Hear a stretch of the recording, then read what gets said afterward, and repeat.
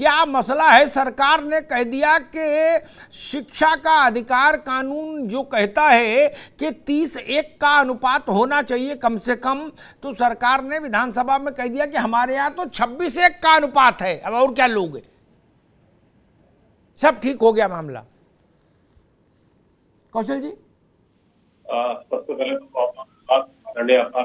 आपके द्वारा लगातार जिस तरह से शिक्षा मित्रों को उठाते रहे हैं, इसमें आपका TV9 उत्तर प्रदेश एवं पूरी टीम का बहुत बहुत धन्यवाद। देखिए सर, जिस तरह से अभी जो सत्र में हमारे जो बेसिक शिक्षा मंत्री जी द्वारा छात्र शिक्षक के अनुपात को 26:1 बताया है, आज शिक्षा मित्रों की स्थिति पिछले वर्षों से आज 2 जून है और 2 जून की रोटी के लिए लगातार गुहार लगती रही है कि 11 महीने तो हम लोग खा लेते हैं, 12वें महीने में आखिर किसके घर जाएं। अब जैसे कि माननीय मंत्री जी ने कहा है कि 26:1 का अनुपात हमारे जो 1,47,766 शिक्षा मित्रों को जोड़ते हुए 26:1 का अनुपात है। जब आप हमें शिक्षक के समकक्ष मान रहे हैं तो हमारे इस समय उपस्थित MLC साहब अमरीश पटेल जी से जरूर कहना होगा, तब ऐसी स्थिति में क्या उनको शिक्षक की तरह सारी सुविधाएं नहीं दी जानी चाहिए? जी। दूसरा चीज, अभी आदेश है कि 16 जून से विद्यालय खुलेंगे, 16 जून से विद्यालय खुलेंगे। शिक्षा मित्र अनुदेशक दोनों ही उसमें पहुंचेंगे, जो भी व्यवस्थाएं हैं उनको देख रहे हैं कि विद्यालय से संबंधित जो भी कार्य है वो करेंगे। लेकिन अभी तक उनके मानदेय को लेकर आखिर उनको क्या दिया जाना है? जून में कुछ दिया जाना है नहीं, उसमें संदर्भ में कुछ नहीं है। ये पहले ऐसे संविदा कर्मी होंगे जो काम तो करेंगे, लेकिन उनके लिए उनका मेहनताना मिलेगा या नहीं मिलेगा इसका कोई पता नहीं। जी, ठीक बात है। विशु यादव, विधानसभा का उत्तर, विधानसभा के पटल पर जो उत्तर रखा शासन ने, वो आप लोगों ने भी देखा होगा। सरकार ने कह दिया ये तो जरूरत से ज्यादा बेहतर है अनुपात। सर, सबसे पहले तो TV9 चैनल और आपका स्पेशली धन्यवाद देना चाहूंगा, क्योंकि जब भी हम लोगों के भविष्य की बात आती है, हम युवाओं के, आप एक अभिभावक की तरह, आपकी बातों में जो गंभीरता होती है, भावुकता होती है, एक अभिभावक की तरह होती। काश इस भावुकता को सरकार भी समझ पाती, काश सरकार भी हम लोगों को अभिभावक की तरह पेश करती अपने आप को, तो हम लोग बहुत, ये पीड़ा हम लोग को देखने को नहीं मिलती। सर, कितना हास्यास्पद ये है कि शिक्षा मित्रों को जब वेतन देने की बात आती है तो वे उन्हें नियमित शिक्षक नहीं मानते, जबकि कोर्ट ने ये भी कह दिया है और नई शिक्षा नीति में भी यह है कि शिक्षा मित्रों और अनुदेशकों को नियमित शिक्षक के रूप में हम गणना नहीं कर सकते। फिर ये सरकार सुप्रीम कोर्ट के आदेश का अवहेलना कैसे कर सकती है और विधानसभा में जाकर के ये अपना पर्चा जारी करते हैं कि हमारे पास इतने अनुपात में शिक्षक हैं, जबकि सुप्रीम कोर्ट का आदेश है कि शिक्षा मित्रों अनुदेशकों को आप अनुपात समानुपात या नियमित शिक्षक के रूप में शामिल नहीं कर सकते। जी, रविंद्र पटेल जी, ये मसला बड़ा पुराना है और बड़ा कारुणिक है, बड़ा दुख भरा है। लाखों परिवार शिक्षा मित्रों के, और उसमें ज्यादातर तो वैसे हैं जो कोई लड़का तो है नहीं शिक्षा मित्र, सब ऐसे हैं जो प्रौढ़ों से उधर की ओर जा रहे, आगे की ओर। उनके बच्चे बड़े हो गए, बेटियां हैं, ब्याह करना है, पढ़ाई है, सब तमाम समस्याएं, और 10,000 रुपया का मसला का वेतन, उनका मेहनताना, और वो भी 11 महीने का, और कागज में लिख के बता दिया कि जी ये भी मास्टर है, इसलिए अनुपात बहुत ज्यादा अच्छा हो गया, इसलिए अब नई भर्ती भी नहीं। एक तीर से दोनों गए।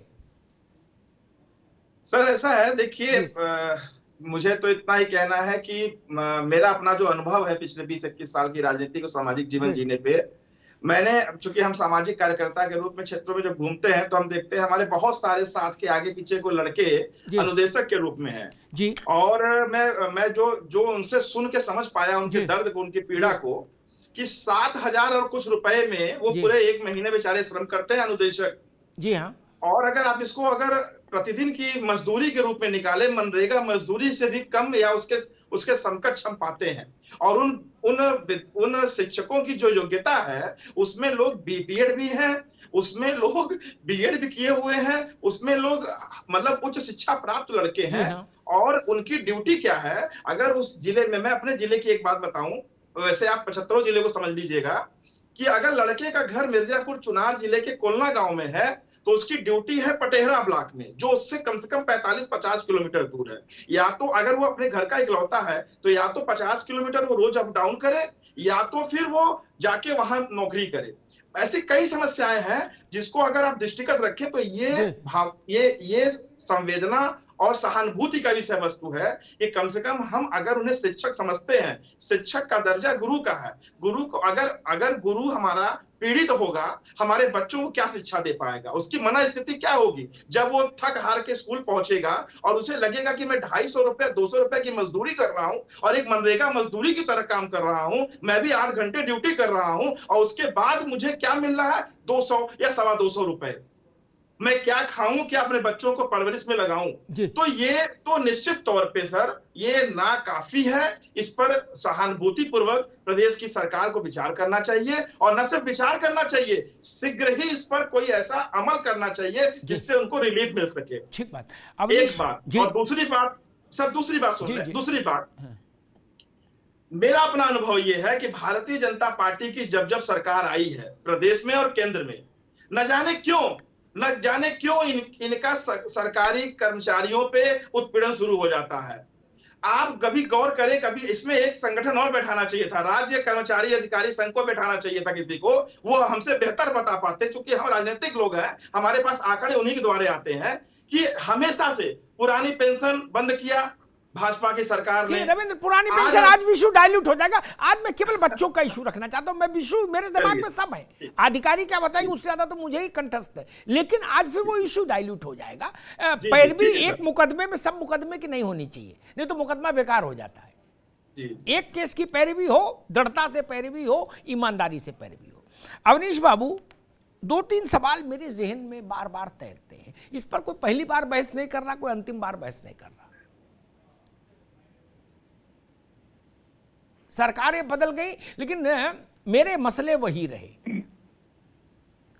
एक बुनियादी सवाल खड़ा होता है, ये जो विधानसभा में किया वो तो कौतुक छोड़ दो, बेसिक मसला 10,000 रुपए में कोई परिवार पाल सकता है, 7,000 रुपया में कोई परिवार पाल सकता है जिसमें उसको रोज स्कूल भी जाना है, 10-50 रुपये आने जाने में भी कुछ खर्च तो होगा, उड़ के तो जाएगा नहीं। उसके बाद 2-3 बच्चे हो, मकान भी लेगा, रोटी भी खाएगा, हरी बीमारी भी होगी, कपड़ा लत्ता भी होगा, माता पिता हैं वृद्ध तो उनकी देखरेख इलाज भी होगा, हो जाएगा। अगर हो जाएगा तो ऐसे अर्थशास्त्री को, भारतीय जनता पार्टी को तत्काल प्रभाव से देश के सामने पेश करना चाहिए और उसकी प्रेस कॉन्फ्रेंस कराओ लोक भवन में। हम भी लोग सीखें कि भाई 7,000 में ये बजट है, हमने बना के दिखा दिया पावर पॉइंट प्रेजेंटेशन में, सब मौज लो।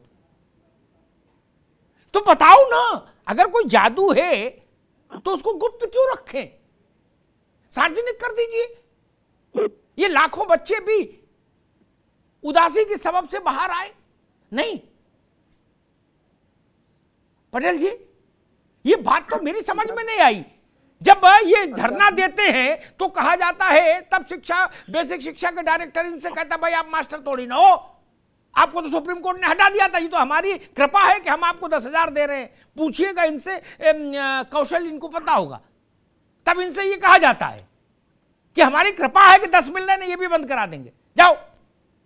अब कागज में लिखना हुआ तो लिख दिया ये अध्यापक है, इसलिए उत्तर प्रदेश का अनुपात जो है वो सारे समानुपातों से भी आगे चला गया। ये तो नहीं चलेगा, कड़वा कड़वा थू और मीठा मीठा गप। भैया पटेल जी, बिल्कुल नहीं चलेगा अमिताभ जी। और आपने जो मुद्दा उठाया है, मुझे लगता है मेरे दिल के सबसे करीब मुद्दा है जी।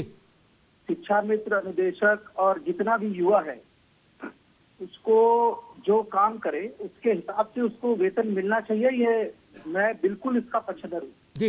लेकिन अब इस पर्टिकुलर इस मुद्दे पे आते हैं, जिस मुद्दे पे हम लोग अभी बहस कर रहे हैं। मुद्दा है कि हमारे शिक्षा मंत्री जी का जवाब जो विधानसभा में आया है, मोटा मोटा अगर ये कहा जाए, ये माना जाए कि हमारे जवाब के 2 पार्ट हैं जितना मैं देख पा रहा हूँ। पहले पार्ट में उन्होंने कहा कि हमारे इतने शिक्षक हैं और शिक्षा मित्र को अगर हम ले लें तो ये स्थिति बनती है। शिक्षा मित्र आज विद्यालय में है, सुप्रीम कोर्ट के ऑर्डर से विद्यालय में है, उस सुप्रीम कोर्ट की बाध्यता के हिसाब से विद्यालय में है, वो काम कर रहे हैं। और उनको अगर हम काउंट नहीं करते तब भी यही बहस चल रही होती है आज कि आप वो पढ़ा भी रहे हैं और उनको काउंट नहीं कर रहे हैं। और जब हम उनको काउंट कर रहे हैं तो वो अनुपात ठीक हो जा रहा है। तो ये भी अच्छी बात है कि शिक्षा व्यवस्था में एक तरह बदलाव हो रहा है। लेकिन मैं ये बिल्कुल अवनीश बाबू एक सेकंड लगेगा, एक सेकंड बहुत विनम्रता से एक हस्तक्षेप करना चाहूंगा। तब एक काम कर दो, है सुझाव दीजिए संदीप सिंह को कि ये काम पहली फुर्सत में करा दो। ये टीईटी का इम्तिहान बंद कराओ तुरंत, बीटीसी, बीएड, ये जितने भी स्कूल खुले हैं नेताओं के, ये सब बंद करा दो। इनमें कल सुबह ताला डलवा दो भैया, क्योंकि आपका अनुपात इतना अच्छा हो गया, ये कई साल तक खराब नहीं होगा, 10 साल तक। सुन लो बात, सुन लो संदीप को बताना, राजवीर जी के सुपुत्र को, कि ये अब खराब नहीं होता, ये तो इतना ज्यादा अच्छा हो गया, तो नए की मास्टर की जरूरत ही नहीं 10 साल।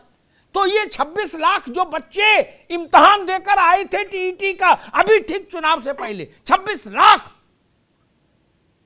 वो सत्यनारायण की कथा करेंगे पटेल साहब? अमिताभ जी, आप मुझे सुने तो मैं बोलूं जी। देखिए, मैंने दोनों विषय अलग अलग किए हैं। एक विषय जब सरकार ने ये जवाब दिया, सरकार ये जवाब देती है एक तरफ कि हमारे पास इतने शिक्षक हैं और शिक्षा मित्रों को जोड़ ले तो ये स्थिति बनती है, अनुदेशकों को जोड़ ले तो ये स्थिति बनती है। शिक्षा मित्र और अनुदेशक दोनों उस टेम्परेरी व्यवस्था के तहत लिए गए थे, जिस व्यवस्था में ये कहा गया था कि हमें शिक्षा व्यवस्था पे एक शिक्षा व्यवस्था को ठीक करना है या पटरी पे लाना है। शिक्षा के क्षेत्र में लोग से आप ये नहीं कह सकते कि आज के बाद रिटायरमेंट होना बंद हो जाएगा, वैकेंसियां क्रिएट होंगी और वैकेंसियां उसी अनुपात में क्रिएट होगी। अब तो हम लोग उस स्थिति में जा रहे हैं। आप सोचिए ना, एनरोलमेंट बढ़ रहा है, जैसे जैसे एनरोलमेंट बढ़ेगा वैसे वैसे शिक्षकों की डिमांड बढ़ेगी। एनरोलमेंट बढ़ता है, सीधे सीधे नंबर पे आते। जब आप 30:1 की बात कर रहे हैं तो 30:1 तो उसी स्थिति में आएगा ना। अगर एनरोलमेंट बढ़ा तो नंबर बढ़ा, 30:1 का रेशियो बढ़ गया। तो इन सब चीजों को लेके इन कैलकुलेटिव की बात करेंगे और किसी भी मुद्दे पे, जैसे मान ली ठीक है बेरोजगारी है, लोग पढ़े लिखे लोग ज्यादा हैं, जनसंख्या ज्यादा है, उस अनुपात में सरकारी नौकरियां नहीं है। सरकार उसके लिए लगातार प्रयास कर रही है। पटेल, मैं उस विषय पे आज नहीं जा रहा। बेरोजगारी एक व्यापक समस्या है, मैं उस पे आज नहीं जा रहा। आज स्पेसिफिक बात करूंगा ना, फिर विषय डाइल्यूट हो जाएगा, जिसमें जैसे मैंने रविंद्र को कहा था कि आज उस पर नहीं जाऊंगा, पेंशन वाले मसले पर। अवनीश भाई ने जो कहा, मैं जानता हूं रोजगार के मसले पर उनका निजी शोध भी बहुत अच्छा है, मैं जानता हूं। लेकिन फिर भी आज जो हम मसला लेके आए उसमें एक बुनियादी सवाल खड़ा होता है मित्र। 2 साल पहले शासन ने कोर्ट में हलफनामा दिया, मेरी बात पटेल जी सुन ले, फिर मैं इन लोग विशु और इनके पास चलूंगा, कि हमारे पास 51,000 मास्टरों की वैकेंसी खाली है। हलफनामा दे के आई है ये लोग। उसके बाद रिटायर भी हुए होंगे लोग, कुछ दिवंगत भी हुए होंगे, वो कहां गए? शिक्षा मित्र तो नया भर्ती नहीं हुआ कोई, ये तो संख्या वैसी है, रिटायर और हुए। आज आप बाबुओं ने 26-1 बना दिया। अगली बार भेजो इनके पास कल यही कागज, अवनीश पटेल, मैं पत्रकारिता छोड़ दूं अगर यही बाबू इसको 20-1 बना के ना भेज दें आपको, इतने ही संख्या पे। आप नहीं जानते क्या नौकरशाही को? मैं जानता हूं। ये रेगिस्तान में नाव चला दें, कहां हो? और एक बात जान लीजिए, जन्म पत्री में बृहस्पति दूषित हो जाए, गुरु दूषित हो जाए तो मामला गड़बड़ हो। गुरु को ठीक रखिए।